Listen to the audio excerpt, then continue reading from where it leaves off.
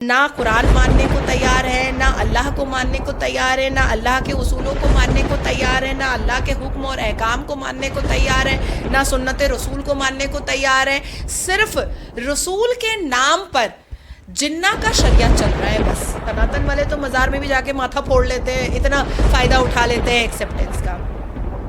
I love Mohammad नहीं बोला जा सकता है, क्योंकि अगर अल्लाह तबारक ताला को अंग्रेज़ी आती तो फिर वो अरबी जैसे टफ लैंग्वेज में उनको कुरान लिखने की क्या ज़रूरत थी। नाजिया को गाली दे करके घर में रोटी पक रही है मुसलमान कठमुल्लों के घर पे, यूट्यूब से हराम का पैसा कमा रहा है। हेलमेट तक नहीं पहनते हैं, जालीदार टोपी पहन लेते हैं, कहते हैं नहीं हम तो इस्लाम के नाम पर निकले, हम हेलमेट नहीं पहनेंगे, हम टोल टैक्स नहीं देंगे, अगर हम रॉन्ग वे से जाएंगे तो हम चालान भी नहीं देंगे। नाजिया प्रोस्टिट्यूट है, नाजिया धंधा करती है। कैन यू इमेजिन, वो चैनल ये भी बताता है कि नाजिया इलाही खान ब्लो जॉब का 15,000 रुपये लेती है, नाजिया इलाही खान ओयो जाने का 20,000 रुपये लेती है। नमस्कार, आप देख रहे हैं जनहित टीवी इंडिया। अभी तक आपने देखा उत्तर प्रदेश के अंदर आई लव मोहम्मद को लेकर लगातार विवाद चल रहा है और इस समय ऐसे में तौकीर रजा की बेटे की बहू कह रही है कि मेरे साथ कितना अत्याचार किया, और तौकीर रजा का एक रिलेटिव है जिस पे बिजली विभाग ने 1,26,00,000 का नोटिस भी भेजा है। अब कुछ लोग कह रहे हैं क्या अब तक आई लव मोहम्मद के नाम पर ट्रेन चलाया जा रहा था, क्या अब आई लव बिजली का बिल चलाया जाएगा। तो आइए इन तमाम मुद्दों को लेकर सनातनी नाजिया इलाही खान से बातचीत करेंगे, वो किस तरह देखती हैं। नमस्कार। हर हर महादेव। आई लव मोहम्मद चला था ट्रेंड, अब आई हेट बिजली का बिल ट्रेंड चलेगा, आई लव नहीं चलेगा। देखिए, तौकीर रजा हो या तौकीर रजा जैसे जितने भी चट्टे बट्टे हों, ये दाढ़ी टोपी वाले, ये जितने भी जिहादी मानसिकता, पाकिस्तानी मानसिकता, और ये जितने भी हाफिज सईद और दाऊद इब्राहिम के दलाल बैठे हुए हैं बॉलीवुड से लेकर के अलग अलग जगह पर, ये सब, इन सबको ऐसा लगता है कि भारत जो है वो इनके बाप की बपौती है और अम्मा इनकी जहेज में लेकर आई है भारत को। ये बिजली का बिल नहीं भरना चाहते हैं, ये लैंड एंड रेवेन्यू का टैक्स नहीं देना चाहते हैं, ये इनकम टैक्स नहीं देते हैं, ये जीएसटी नहीं देते हैं, ये सीजीएसटी नहीं देते हैं, ये किसी भी तरीके का कोई भी टैक्स पे नहीं करते हैं, ये पानी का टैक्स नहीं पे करते हैं। इनको सब चीज़ वक्फ बोर्ड के माध्यम से फ्री में चाहिए। ये कह रहे हैं कि उत्तर प्रदेश में और उत्तर प्रदेश सरकार को मुसलमानों से ही आपत्ति है, मुसलमानों पर ही नोटिस भेजे जाते हैं। अब क्या करे, सरकार भी मजबूर है। अब तौकीर रजा ने ही तो बिजली का बिल नहीं भरा ना, अब वहाँ उसकी जगह कोई श्याम होगा, घनश्याम होगा, अगर उसके भी घर पे बिजली विभाग जो है वो नोटिस भेजेगी तो उसको भी भरना पड़ेगा, बिल्कुल भरना पड़ेगा। देखिए, 3 दिन पहले मैं गाजियाबाद में थी और गाजियाबाद में एक लड़का है अन्नू, उसने रोड पर हनुमान चालीसा करवाया था और परमिशन थी उसके पास, लेकिन भीड़ जितनी उसने बताई थी उससे ज़्यादा हो गई थी, तो उसके ऊपर एफआईआर हुआ, वो अरेस्ट हुआ, फिर बेल हुआ। तो law always take its own course. कुछ लोग ये भी कह रहे हैं कि आई लव मोहम्मद से इतनी आपत्ति क्यों, आई लव महादेव लोग बोल देते हैं, उससे कोई आपत्ति नहीं, आई लव मोहम्मद से क्यों आपत्ति है। मुझे लगता है कि जो लोग आई लव महादेव बोल रहे हैं ना, वो भी बेवकूफ़ी का ही काम कर रहे हैं। अच्छा। मुझे लगता है अंग्रेज़ों के शब्द को अडैप्ट करना अब हिंदुओं को छोड़ देना चाहिए। जब हम कहते हैं नमः पार्वती पते हर हर महादेव, तो इसमें जो ऊर्जा आती है, इसमें जो रोंगटे खड़े होते हैं, वो आई लव महादेव में कभी नहीं हो सकता है। वो अंग्रेज़ों को बोलने दें आई लव यू और आई हेट यू, ये अंग्रेज़ों का डिपार्टमेंट है। नमः पार्वती पते हर हर महादेव ही बोला जाए। आई लव मोहम्मद जहाँ, लेकिन आप में एक्सेप्टेंस है। आप तो बहुत, आप सनातन वाले तो मज़ार में भी जाके माथा फोड़ लेते हैं, इतना फ़ायदा उठा लेते हैं एक्सेप्टेंस का। आई लव मोहम्मद नहीं बोला जा सकता है, क्योंकि अगर अल्लाह तबारक ताला को अंग्रेज़ी आती तो फिर वो अरबी जैसे टफ लैंग्वेज में उनको कुरान लिखने की क्या ज़रूरत थी। आप नहीं पढ़ पाते, कोई नहीं पढ़ पाता, सबको ट्रांसलेट करना पड़ता है। मैंने बचपन से पढ़ा, इसलिए मुझे अरबी आती है, बोलना लिखना पढ़ना। वो भी कोई पाकिस्तान का मौलाना है, मैंने कहीं पर अलहमदो शरीफ पढ़ा है, तो वो उसका रील बना करके कह रहा है देखो देखो नाजिया ने यहाँ पर अरबी गलत बोली। मुझे समझ नहीं आता है कि ये कितने वेले हैं और कितना इनके पास समय है।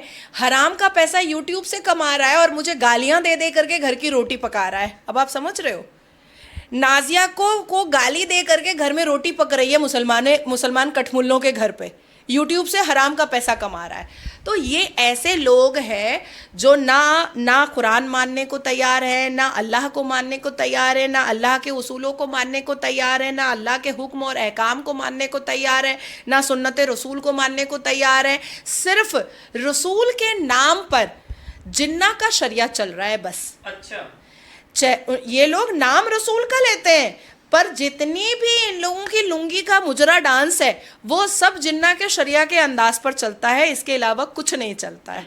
मैम अभी बागपत से एक मामला भी सामने आया था, बाइक पे आई लव मोहम्मद लिखा हुआ था। कुछ लोग ये कह रहे हैं कि आई लव महादेव या जय श्री राम लिखा रहा है गाड़ी पे, बाइक पे, तो उस पर चालान नहीं होता, केवल मोहम्मद से ही आपत्ति है, चालान भी कर दिया जाता है। नहीं भाई, मैं जितनी बार भी टोल पार करती हूँ मेरे पास बिल है, मेरा फास्टैग से टोल कटता है भाई, मैं फास्टैग लगा करके रखती हूँ। मेरी गाड़ी में तो भाजपा का झंडा भी है, लेकिन फिर भी मैं उसका फ़ायदा नहीं लेती हूँ। और मेरे साथ जितने भी लड़के, अभी मैं आगरा गई हुई थी, मेरे ख्याल से मेरे साथ 50 लड़के गए थे, कुछ बाइक पर दिल्ली से गए थे, कुछ अपनी गाड़ी से गए थे, और सबने टोल दिया था। हमारा चालान भी कटता है, सब कुछ होता है। सीपी में ही मुझे ट्रैफिक पुलिस ने रोका था कि आप अपना पेपर दिखाइए, क्योंकि मेरी गाड़ी वेस्ट बंगाल की आई हुई है, मेरे पास पैसा ही नहीं है कि मैं दिल्ली में नया गाड़ी खरीदूँ, मैं तो 6 साल की पुरानी गाड़ी यूज़ कर रही हूँ। तो चालान काटा है उसने, मेरे पास पेपर है, इनवॉइस आया हुआ है, मैंने 600 रुपये का चालान पे किया है। तो किसने कहा कि चालान नहीं कटता है? बल्कि आप देखिएगा कि ये शब कदर की रात होती है, रमज़ान में जब ये लोग रात में निकलते हैं, ईद की नमाज के लिए जब बाइक से और इससे निकलते हैं, ये टोल टैक्स तक नहीं देते हैं, हेलमेट तक नहीं पहनते हैं, जालीदार टोपी पहन लेते हैं, कहते हैं नहीं हम तो इस्लाम के नाम पर निकले हैं, हम हेलमेट नहीं पहनेंगे, हम टोल टैक्स नहीं देंगे, अगर हम रॉन्ग वे से जाएंगे तो हम चालान भी नहीं देंगे। आपको याद है अभी इस बार शब कदर की रात जो हुई थी, तो दिल्ली के ही एक मेट्रो स्टेशन में जो भगदड़ मचा था वो याद है? बंगाल से एक वीडियो वायरल हुई थी कि किस तरीके से टोल के डंडे को वो बैरिकेड को वो तोड़ रहा था कि ये मुसलमानों का ट्रक है, इसको जाने दो क्योंकि हम इस्लामिक काम करने के लिए जा रहे हैं। तो ये नहीं देते हैं चालान, वो महादेव वाले को चालान सबसे ज्यादा देना पड़ता है। अच्छा। और हमारे देश की सरकार इतनी खूबसूरत है कि जो लोग नमाज पढ़ते हैं रोड पर उनको अरेस्ट नहीं करते हैं, लेकिन जो लोग हनुमान चालीसा पढ़ते हैं रोड पर उनको तुरंत अरेस्ट कर लेते हैं। हमारी सरकार और हमारा पुलिस प्रशासन इतना खूबसूरत है। अच्छा, बंगाल में हनुमान चालीसा पर अरेस्ट होता है तो समझ में आता है, लेकिन दिल्ली और उत्तर प्रदेश में भी हनुमान चालीसा पर अरेस्ट होते हैं हिंदू, तो थोड़ा सा मतलब हलक से उतरता नहीं है, पर हम उतार लेते हैं कि ठीक है भैया, कानून है वो अपने हिसाब से ही चलेगा, उसमें हम कुछ भी इफ एंड बट नहीं कर सकते। ज्यादा अत्याचार भगवान राम के मानने वालों पर होता है, महादेव के मानने वालों पर होता है। आप मुझे बोलिए कि किस मुसलमान लड़की को इतनी गालियां पड़ती होगी जितनी मुझे पड़ती है? क्यों पड़ती है? क्योंकि मैं सनातन के पक्ष में बात करती हूँ, क्योंकि मैं संविधान के पक्ष में बात करती हूँ, क्योंकि मैं न्यायपालिका के पक्ष में बात करती हूँ, क्योंकि मैं भारत और राष्ट्र के पक्ष में बात करती हूँ। आप मेरे इंस्टाग्राम के अकाउंट में जाइए, आप सारे कमेंट्स पढ़िए, ऐसी गालियां हैं कि आपके कान से खून निकल जाएगा। मेरे पिक्चर्स को मॉर्फ करके MIM वाले कभी बिकिनी में डाल देते हैं, कभी ब्रा चड्डी में डाल देते हैं, कभी गंदे रिवीलिंग कपड़े में डाल देते हैं, कभी आपको पता है पूरी नंगी कोई फॉरेनर लड़की होती है, चेहरा मेरा लगा देते हैं, मैं भी गोरी हूँ, वो लोग भी गोरी है, लोग सोचते होंगे नाजिया का ही शरीर है। तो ऐसा मेरे साथ होता है। क्यों होता है? क्योंकि मैं सनातन के पक्ष में बात करती हूँ, क्योंकि मैं हर हर महादेव बोलती हूँ। अब आप मुझे ऐसी मॉर्फ पिक्चर किसी एक मुसलमान लड़की की दिखाइए। क्या मुसलमान होकर सनातन का सपोर्ट करना अपराध हो गया है? बिल्कुल अपराध है। आप मेरे ट्विटर अकाउंट पे जाइए, एक्स हैंडल पे, आप मेरे फेसबुक पर जाइए, आप मेरे इंस्टाग्राम पर जाइए। आपको पता है बंगाल में तो अप्रोप्रिएट एक बंगाली चैनल चलता है जिसमें हर रोज ये बताया जाता है कि नाजिया प्रोस्टिट्यूट है, नाजिया धंधा करती है। Can you imagine? वो चैनल ये भी बताता है कि नाजिया इलाही खान ब्लो जॉब का 15,000 रुपए लेती है, नाजिया इलाही खान ओयो जाने का 20,000 रुपए लेती है, नाजिया इलाही खान के 5 पति है। मौलाना साजिद रशीदी ने कई नेशनल न्यूज चैनल पर बैठ करके कहा है कि इसके तो 5 पति हैं। तब मैंने 3 FIR उनके ऊपर करवाया और फिर उसके ऊपर मैंने Calcutta high court, metropolitan court और उसके बाद दिल्ली हाई कोर्ट में मैंने उसके ऊपर केस किया है कि ला भाई मेरा 5 पति दे, कम से कम मेंटेनेंस तो देगा मुझे, मैं जरा वर्ल्ड टूर तो फ्री में करके आऊं। कुछ तो दे पैसा कौड़ी। 5-5 पति मैंने रखा हुआ है, मुझे दिन रात बुखार में, तबीयत खराब में मुझे खट करके पैसे कमाने पड़ते हैं अपने ब्रेड एंड बटर के लिए। तब जा करके साजिद रशीदी का भी हाल देखिएगा कि जब मुझे वो जैसे ही देख लेता है नेशनल न्यूज़ पे, वो हट जाता है। मैम कुछ लोग ये भी कहते हैं कि इस्लाम तो महिलाओं की इज्जत करनी सिखाता है, जैसे आपने बताया कि मेरे साथ ये सब हुआ, और तौकीर रजा की बेटे की बहू भी ऐसे आरोप लगा रही है। फिर ऐसा क्यों कहा जाता है कि इस्लाम में महिलाओं की बहुत इज्जत है?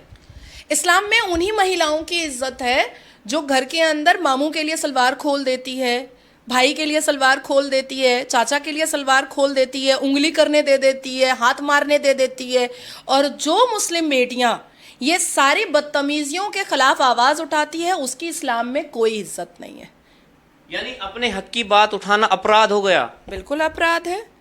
अब देखिए जैसे पॉलीगेमी, उसमें 4 शादियां जायज़ है।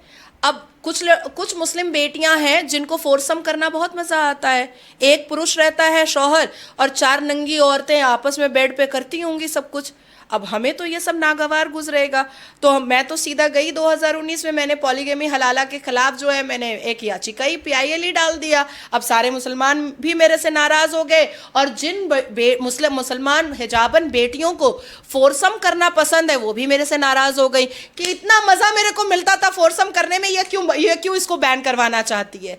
तो हर वो मुसलमान बेटी जिसको फोरसम करना पसंद है, जिसको अपने भाई के साथ इंटीमेट रिलेशन करना पसंद है, जिसको जिन मुसलमान लड़कों को मामा मर जाए तो मामी से शादी करना पसंद है, चाचा मर जाए तो चाची से शादी करना पसंद है, तो वो लोग, उन लोगों को मैं बुरी लगूंगी। लेकिन जिनको ये सारी गंदगी पसंद नहीं है वो मुझे अच्छा मानते हैं।